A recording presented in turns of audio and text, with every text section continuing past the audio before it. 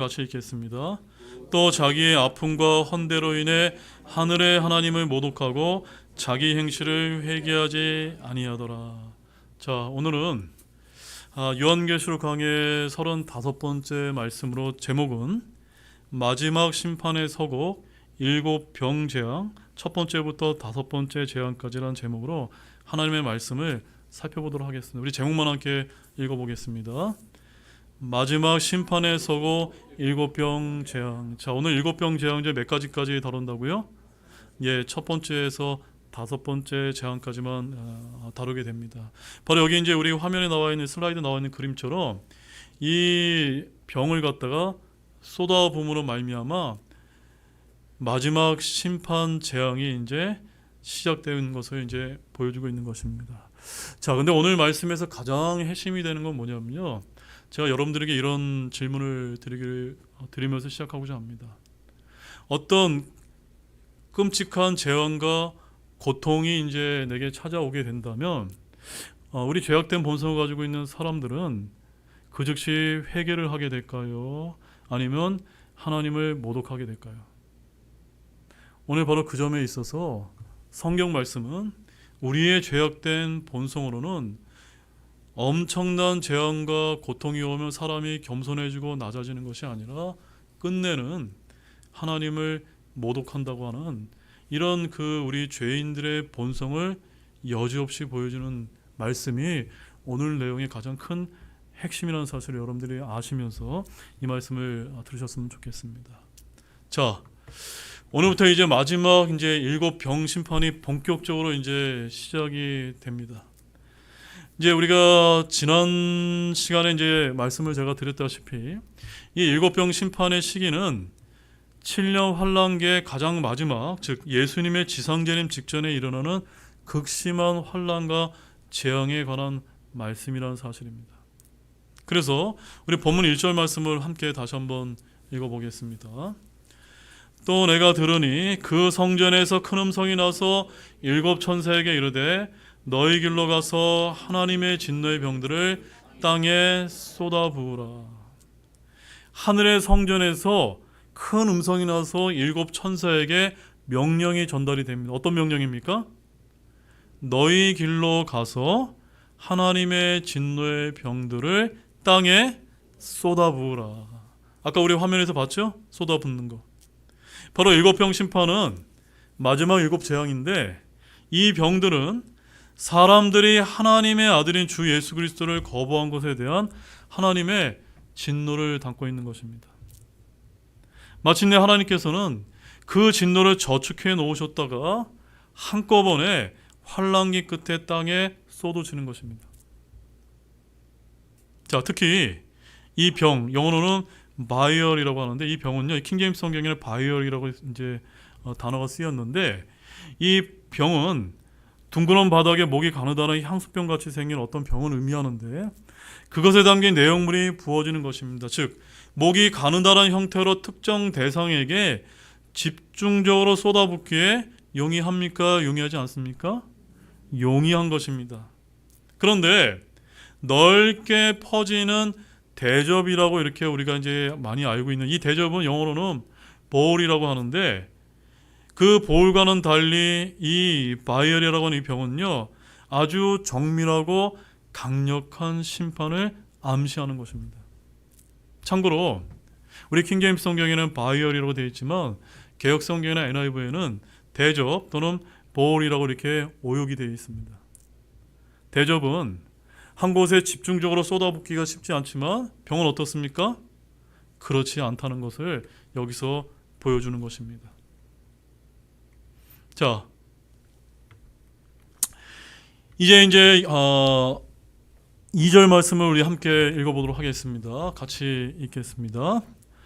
첫째 천사가 가서 자기 병을 땅에 쏟아 부음에 짐승의 표를 가진 사람들과 그의 형사에게 경배한 자들에게 악취가 나며 몹시 아픈 헌대가 생기더라.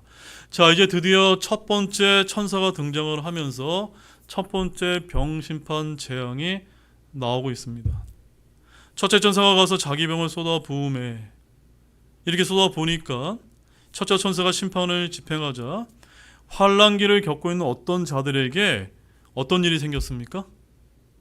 악취가 나며 몹시 아픈 헌대가 생기는 끔찍한 일이 발생했다라고 말씀하고 있습니다. 자, 먼저 이런 증상이 나타나는 대상이 누구라고 이제 말씀하고 있죠? 바로 짐승의 표를 가진 사람들과 그 형상에게 경배한 자들에게라고 이렇게 말씀함으로써 이 첫 번째 병심판의 시기와 대상을 우리에게 알려주고 있는 것입니다. 그 시기는 바로 후 3년 만에 어느 때이고, 그 대상은 적그리스도에게 경배하고 생계를 위해서 어떤 표를 받은 겁니까? 666 짐승의 표를 받은 자들이라고 말씀하고 있는 것입니다. 자, 그 다음에 여기 보면 이 악취가 나는이라고 하는 것은 원래 영어로는 노이썸이라고 되어 있는데, 이거는 유해한 고통스러운이라는 뜻의 고체 영어입니다. 그런데 이 짐승의 표는 표범의 점처럼 검은 점 같은 것임을 이제 우리가 이제 알 수가 있는데, 그 점을 받게 되면 다른 점이 생기게 되는데, 즉 악취가 나며 몹시 아픈 헌대 증상이 나타나는 것입니다. 여기서 말하는 헌대란 일종의 부스럼과 피부병을 말하는데, 얼마나 아픈지 낮이나 밤이나 안식을 얻지 못할 정도다라고 얘기하고 있습니다. 자, 계시록 14장 11절 말씀 보십시오. 14장 11절 말씀에 가보게 되면 거기에 이런 말씀이 이제 기록되어 있습니다. 같이 보겠습니다. 그들의 고통의 연기가 영원 무궁토로 올라갈 것이며 짐승과 그의 형상에게 경배하는 자들과 누구든지 그의 이름의 표를 받는 자는 낮이나 밤이나 안식을 얻지 못하리라. 왜 이들이 안식을 얻지 못합니까? 짐승의 표를 받게 되면은 악취가 나고 몹시 아픈 헌대가 생겨나기 때문이라는 것입니다. 바로 낮이나 밤이나 안식을 얻지 못할 처럼 몹시 아픈 이유는 다른 데 있는 것이 아니라 짐승의 표를 받은 자리에 살이 썩고 또 살이 헐어서 이제 아픈 헌대가 생겼기 때문인 것입니다. 이것은 어떤 진통제나 마취제나 약물로도 그 고통을 덜어주지 못한다는 사실입니다. 그들은 자신의 몸에서 직접 살이 썩는 냄새와 사망의 냄새를 맡게 되는 것입니다. 땅에서 육신의 고통이 전부가 아닙니다. 그들의 혼은 지옥으로 가게 되는 것입니다. 그래서 요한계시록 15장에서 짐승의 표를 거부하고 그에게 경배하지 않았던 이기는 자들이 나왔는데, 바로 16장에서는 반대로 그에게 경배하고 표를 받은 자들에 대한 하나님의 심판이 집행되는 것입니다. 자, 그런데 잠시 이 부분에서 우리가 헌대에 담긴 우리 영적인 의미를 함께 좀 살펴봤으면 좋겠습니다. 자, 이처럼 그들이 검은 점을 받게 되면 그 검은 자리에 흰 점이 생기는데, 이것에 부합되는 병이 구약 성경에 나타납니다. 그 병이 뭘까요? 그 병이 바로 나병인 것입니다. 바로 레위기 13장에 나와 있는데, 이 나병은 바로 이스라엘 자손이 이집트에 있을 때 경험한 재앙이었고, 그들이 약속의 땅에서 율법과 명령을 지키면 이집트의 질병을 겪지 않는다라고 약속을 이제 받은 바가 있습니다. 따라서 이 짐승의 표를 받는 자들에게 생기는 피부병 증상은 마치 구약에서 나병 환자와 가장 흡사한 것으로 이렇게 보인다는 것입니다. 성경에서 나병을 고침받은 구약의 특별한 사람이 있는데, 그는 흰 반점을 가졌고 깨끗하게 되기 위해서는 물에 7번 들어가야 했습니다. 누구였습니까? 네, 나아만 장군입니다. 그런데 나아만이 몇 번 들어갔죠? 7번 들어갔는데, 마치 물에 한 번 들어가는 것은 7년 환란기에 1년에 해당되는 것 같습니다. 또한 모세는 구수인 아내를 가졌는데, 모세가 구수 여인은 아내를 가진 사실을 누가 비난을 했죠? 그의 누이인 미리암이 이제 비난을 했기 때문에 하나님의 징계를 받아 나병이 걸려서 7일을 진영 밖에서 있어야 했다라고 민수기 12장에서 이렇게 말씀을 하고 있습니다. 따라서 이 끔찍한 질병에서 벗어날 길이 이제 성경에서 제시되고 있는데, 그것은 무엇이냐면요, 바로 두 증인인 엘리야와 모세에게 나와 사도행전 2장 38절 말씀처럼 예수 그리스도의 이름으로 침례를 받아 죄들의 사면을 받게 되는 것이다라고 이렇게 이제 우리가 이제 볼 수가 있는 것입니다. 바로 이 7년 환란기 때의 물침례는 우리가 받는 이 신약시대 교회시대의 그 침례와 달리 육체의 더러움과 즉 나병과 같은 질병을 제거하는 직접적인 수단으로 작용할지 모른다라는 점을 우리가 여기서 생각을 해볼 수가 있는 것입니다. 자, 3절 말씀을 우리 함께 보겠습니다. 함께 읽겠습니다. 둘째 천사가 자기 병을 바다에 쏟아부음에 바다가 죽은 사람의 피같이 되어 모든 살아있는 혼이 바다에서 죽더라. 자, 두 번째 재앙은 바다가 거대한 무덤으로 변하는 이런 아주 끔찍한 재앙을 이제 보여주고 있습니다. 이제 둘째 병 심판이 지팡되는데 이 재앙은요, 마치 두 증인인 모세가 물을 피로 변하게 하는 권능과 관련이 있어 보입니다. 계시록 11장 6절 말씀을 찾아보십시오. 계시록 11장 6절.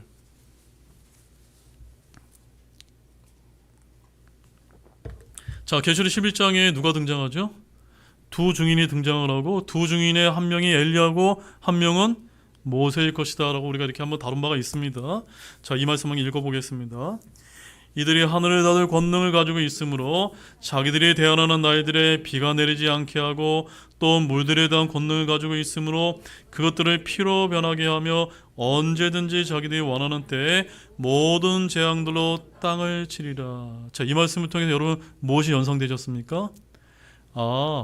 출애굽 전에 이집트에게 재앙을 내렸던 것이 바로 7년 환란기 때 유사하게 진행되는구나 라는 것을 이제 성경이 우리에게 보여주고 있는 것입니다. 이처럼 바다가 피로 물들게 되면 모든 생물이 죽게 될 것이고 인간의 식량에도 결정적인 영향을 미쳐서 사람들의 삶은 극도로 피폐해질 것입니다. 이전에 우리가 둘째 나팔 심판의 재앙 때는 바다의 3분의 1이 피가 되고 3분의 1이 죽었다라고 계시록 8장 8절과 9절에서 살펴보았는데, 그런데 오늘 이 세 번째 병 심판에서는 바다가 죽은 사람의 피같이 되어 모든 살아있는 혼이 바다에서 죽는다라고 이렇게 말씀하고 있는 것입니다. 즉 5대양의 모든 바다가 어떻게 되는 겁니까? 피같이 되어서 모든 살아있는 혼이 다 죽는다는 것은 알기 어려운 사실이 아니라 믿기 어려운 사실이라는 것입니다. 그런데 여기서 우리가 흥미롭게 살펴봐야 될 것은 죽은 사람의 피같이 되어라는 이 말씀입니다.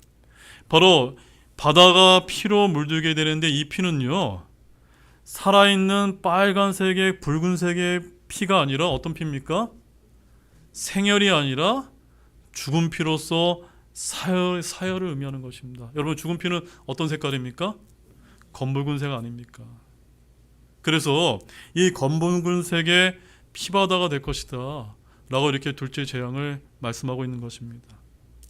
바로 피가 응고되어서 물고기들이 호흡을 할 수 없게 되고 또한 배 역시도 그 스크류에 이런 것들이 엉켜서 항해를 할 수 없게 되는 끔찍한 일이 발생하게 되는 것입니다. 바다에서 죽은 고기들은 사람들의 양식이 될 수가 없고 완전히 오염된 상태가 되는 것입니다. 지금도 해마다 우리는 강이나 바다에서 수십만 마리의 고기들이 떼죽음을 당하는 것을 우리가 보게 되는데 7년 환란기 때는 이와는 비교할 수 없는 이와 같은 끔찍한 재앙이 발생할 것이다 라고 이렇게 알려주고 있는 것입니다. 이사야서 50장 2절 말씀 한번 우리 찾아보실까요? 이사야서 50장 2절 말씀. 거기 아주 흥미로운 말씀이 있습니다. 마치 이 둘째 재앙을 연상시키는 것 같은 그런 말씀이 이사야서 50장 2절에 이렇게 기록을 하고 있습니다. 다 찾으신 줄 알고 함께 읽어보겠습니다. 어찌하여 내가 왔을 때 아무도 없었느냐? 어찌하여 내가 부를 때 응답하는 자가 아무도 없었느냐? 과연 내 손이 짧아서 구속할 수 없느냐? 내가 구출할 능력이 없느냐? 보라, 내가 꾸짖으면 바다가 마르고 강들이 광야가 되며 강들의 물고기가 물이 없으므로 목말라 죽어 악취를 내느니라. 연상이 되십니까, 여러분? 더구나 이 죽음과 더불어 생선이 썩는 악취는 상상을 불허하게 될 것으로 이렇게 예상이 됩니다. 자, 그런데 여기서 흥미로운 단어가 나오는데 바다에서 죽는 생물들을 뭐라고 표현하고 있습니까? 살아있는 혼이다라고 이렇게 언급을 하고 있어서 마치 동생물에게도 무엇이 있음을 보여주는 표현입니까? 혼이 있다고 하는 것을 이제 보여주는 것입니다. 사람의 혼은 예수님을 믿으면 어디로 갑니까? 천국에 가고 죽으면 지옥에 갑니다. 하지만 짐승의 혼은요? 소멸된다. 그래서 사람의 영처럼 하나님께 돌아가지 않고 혼이 죽더라라고 하는 이 표현은요, 바로 짐승의 혼은 그 몸이 죽으면 지옥이나 하늘나라에 가는 것이 아니라 어떻게 된다고요? 소멸되어 죽는다라고 여기 이렇게 말씀하고 있는 것입니다. 자, 이제 본문 4절 말씀 보십시오. 함께 또 읽어보겠습니다. 셋째 천사가 자기 병들을 강들과 물들의 근원들에 쏟아부음에 그것들이 피가 되더라. 자, 세 번째 재앙은 어떤 재앙입니까? 생명의 근원이 피로 물드는 재앙을 이제 말해줍니다. 바로 세 번째 병심판이 이제 4절에서 집행이 되는데, 이 재앙은요, 바다뿐만이 아니라 강들과 물들의 근원까지 모두 다 피로 변하게 되는 그 혼란과 공포는 더욱 극심해질 것이 분명하지 않습니까?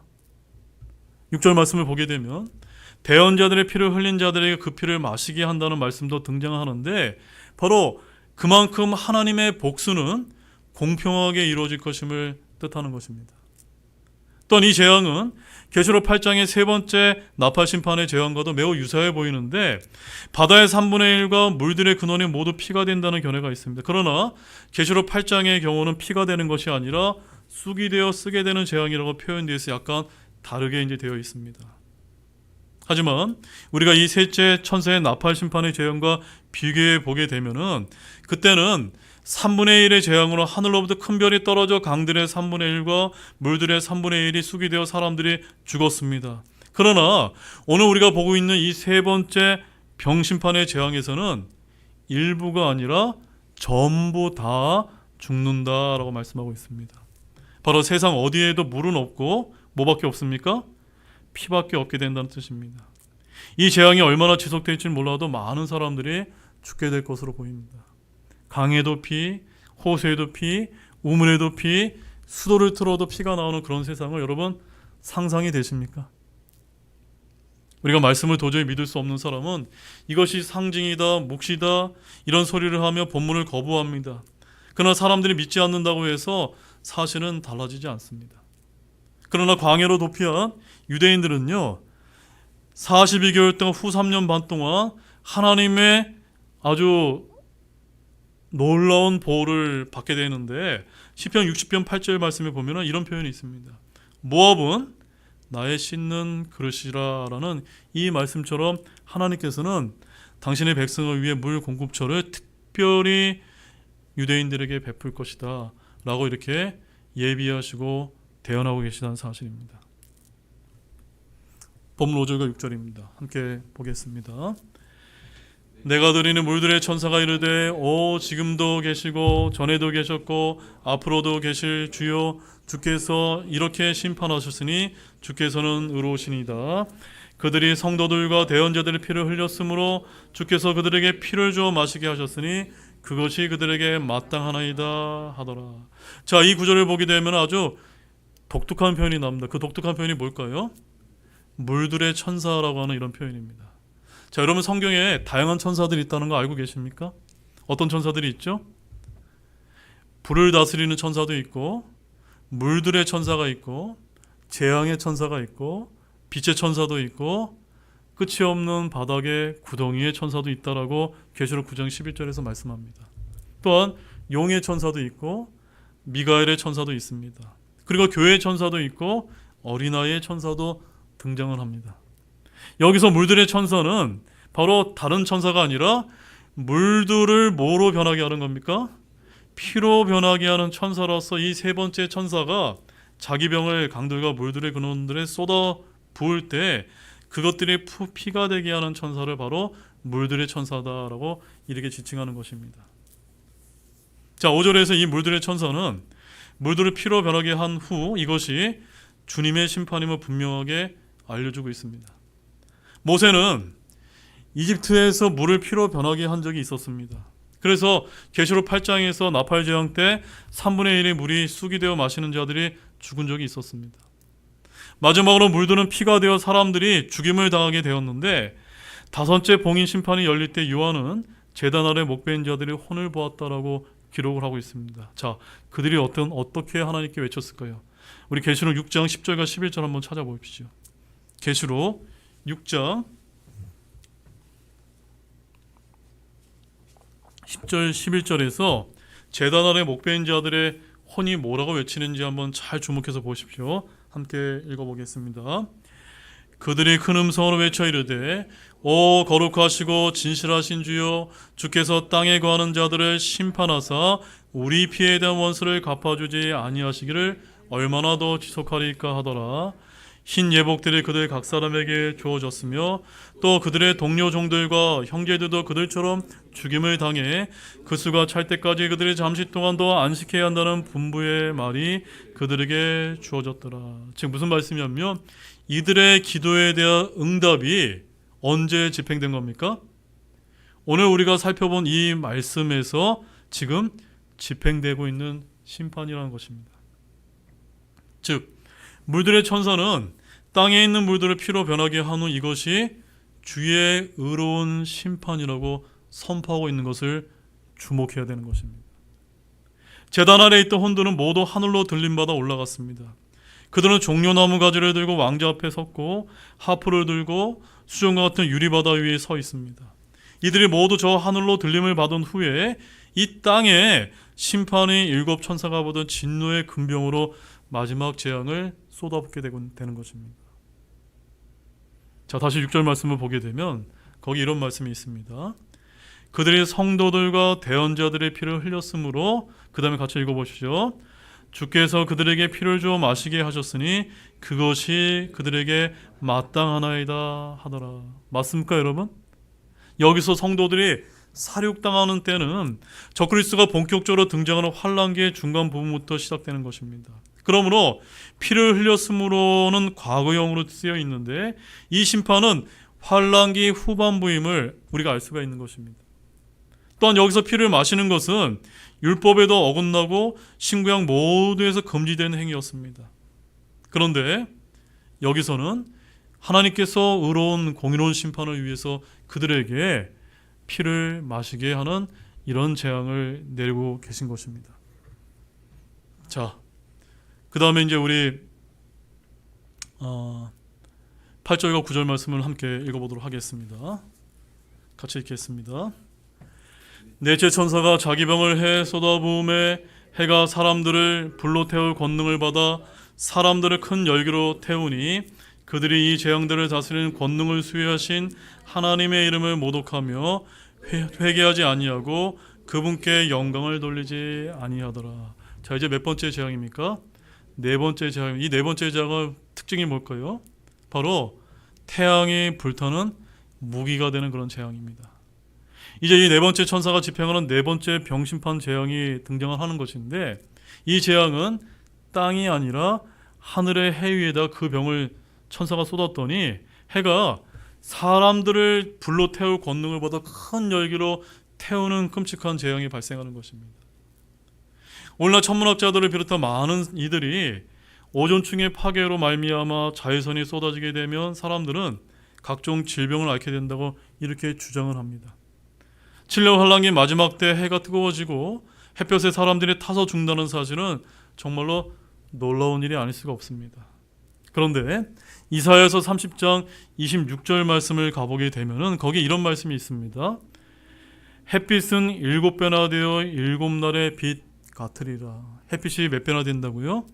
7배나 된다는 말씀입니다. 그런데 이 이사야서 30장 26절의 말씀은 바로 천년왕국 때 이 땅의 자연 환경을 묘사하고 있는 것인데 햇빛이 7배나 강해진다라고 이렇게 표현하고 있는 것입니다.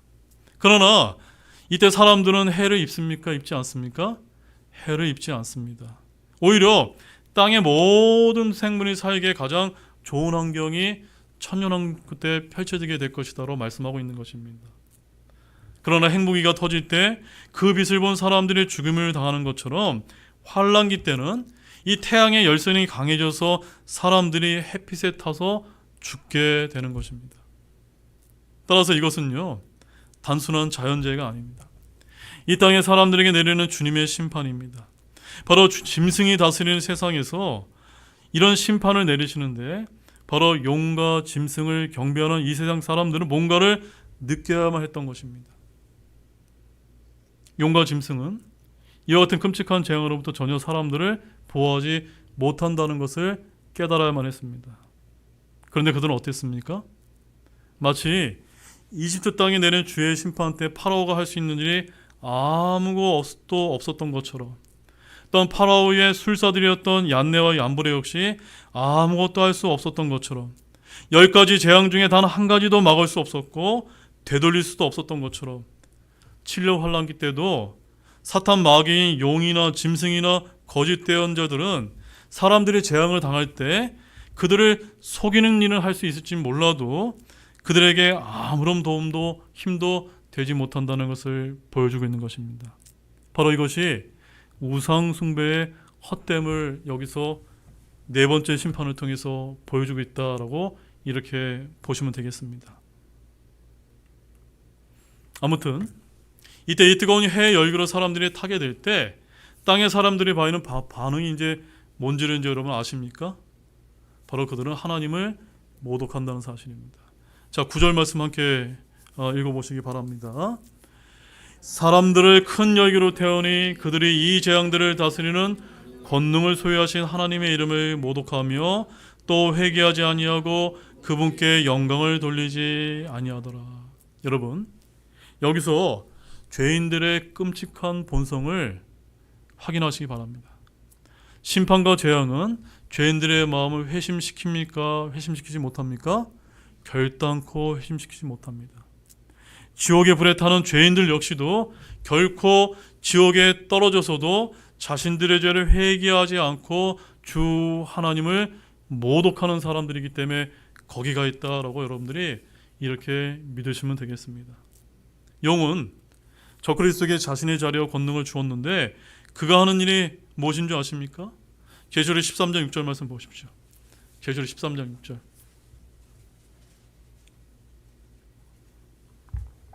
함께 읽겠습니다. 그가 신성모독하며 하나님을 대적하려고 자기 입을 벌려 그분의 이름과 그분의 성막과 하늘에 거하는 자들을 모독하더라. 즉 사탄 마귀가 주로 하는 일이 뭡니까? 하나님을 모독하는 일을 하게 되는데 그 사탄 마귀에게 속임을 당하고 그들에게 동조했던 모든 사람들 역시 사탄의 자녀임을 하나님께 모독하는 것으로 결국 끝을 맺게 된다는 사실입니다. 바로 짐승에게 절하고 경배하는 자들도 동일한 일을 하게 되는 것입니다. 재앙을 당할 때마다 회개하지 않고 하나님을 모독하는 것입니다. 여러분, 주님의 이적과 표적을 보고도 회개하지 않는 도시들에게 주님이 어떤 저주를 내리신지 아십니까?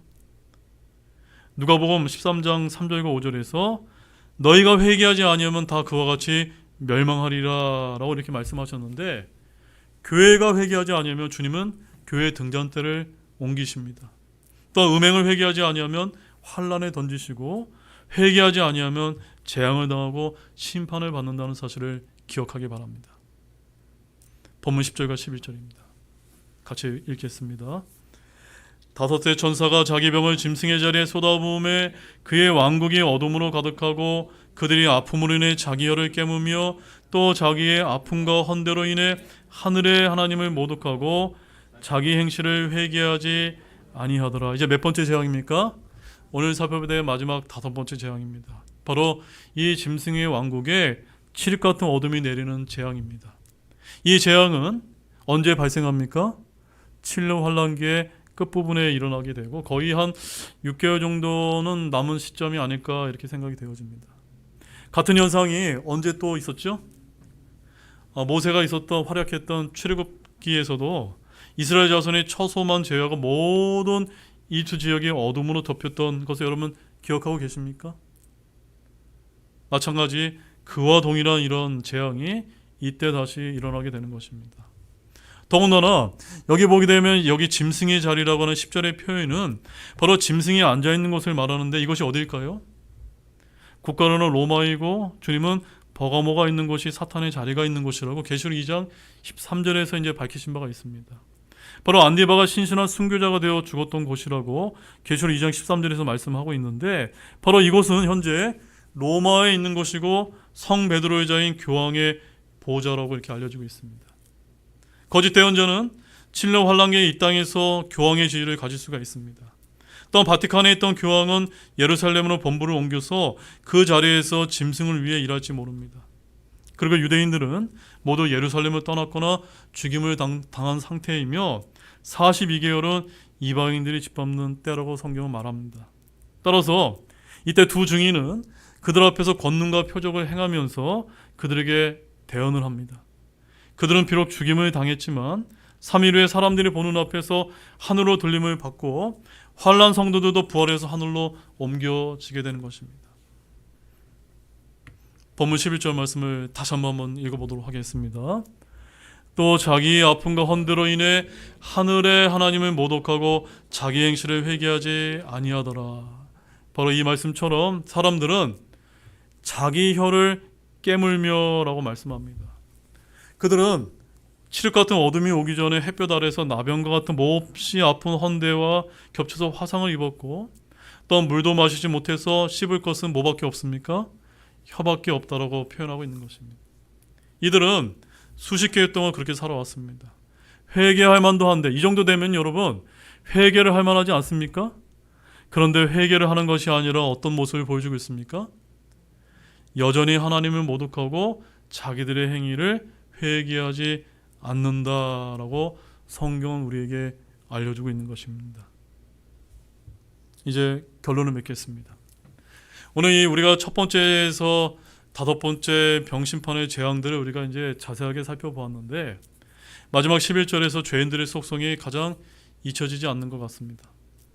그렇게 무시무시한 심판을 받는 중에도 죄인들은 하나님을 모독하고 자기 행실을 결코 회개하지 않았다는 점입니다. 그들은 천사가 전하는 영전하는 복음도 들었고, 또한 짐승이 표를 받지 말라는 천사의 경고도 역시 들었습니다. 그럼에도 불구하고 그들은 이런 행위를 하면서도 전혀 회개하지 않는 것입니다. 그래서 본문에서 이 재앙의 심판을 받는 이들에 대한 반복적인 재앙이 바로 11절에 나와 있는 것처럼 하나님을 모독하고 자기 행실을 회개하지 아니하더라 인 것입니다. 참으로 안타까운 일이 아닐 수가 없는 것입니다. 자, 그러면 이제 우리가 마지막으로 여기서 우리가 어떤 이제 교훈을 얻을 수가 있을까요? 바로 지금 우리가 사는 이 시대에는 끔찍한 심판과 재앙이 없음에도 불구하고 하나님을 모독하고 자기 행실을 회개하지 않는 자들이 많습니까? 적습니까? 많이 있지 않습니까? 바로 이들은 주님이 오셔서 교회가 들림받게 되면 칠령 환란기에 들어가게 되는데, 그때는 더더욱더 회개하리라 기대할 수 없음을 반드시 알아야만 되는 것입니다.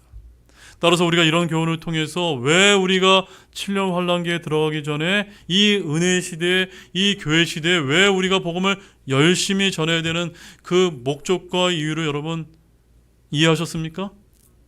왜냐하면 그들은 7년 환란기에 들어간다고 결단코 무엇을 하지 않습니까? 회개를 하지 않고 하나님을 모독하게 될 것을 성경이 우리에게 보여주고 있기 때문에 우리는 이 점을 잊지 말아야 되는 것입니다. 끝으로 심판이 드러내는 단 한 가지는 바로 인간의 마음의 상태라는 것을 기억하기 원합니다. 고통과 심판 속에서도 하나님을 모독하고 끝내 회개하지 않았던 그들의 모습은 이 은혜 시대에 주어진 회개의 길을 외면하는 모든 이들을 향한 가장 강력한 메시지라는 사실을 기억하기를 원합니다. 기도가 마치겠습니다. 하나님 아버지, 참 감사를 드립니다. 2026년 요한계시록 강해를 다시 이제 재개하면서 계시록 16장에 나와 있는 마지막 7병 심판 중에 첫 번째에서 다섯 병 심판까지 저희들이 다 살펴보았습니다. 참으로 너무너무나 끔찍한 재앙인데, 지금 이 교회 시대, 은혜 시대에 우리가 구원받았다는 이유만으로 우리는 주님이 공중에 강림하시면 주님이 부르실 때 휴거되어 환란기를 통과하고 천년왕국에 들어가고 새하늘과 새 땅에 들어가게 되지만, 이 시대에 구원받지 못하게 되면은 7년 환란기에 들어가는 사람들은 일부는 회개하게 될지 모르지만 많은 사람들이 결코 그들의 죄를 회개하지 않고 하나님을 모독하기 때문에 끔찍한 재앙과 멸망에 떨어진다는 사실을 오늘 말씀을 통해서 우리가 살펴보았습니다. 이런 말씀을 통해 다시 한번 우리 자신을 다짐해 보게 됩니다.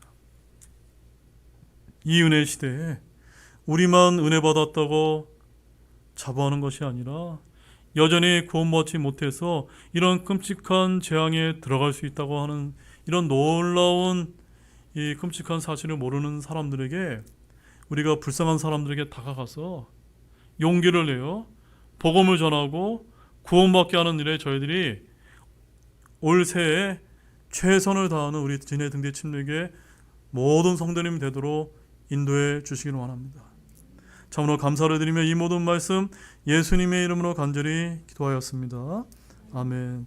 잠시 각자 기도하시고 우리 수요 기도를 마치도록 하겠습니다.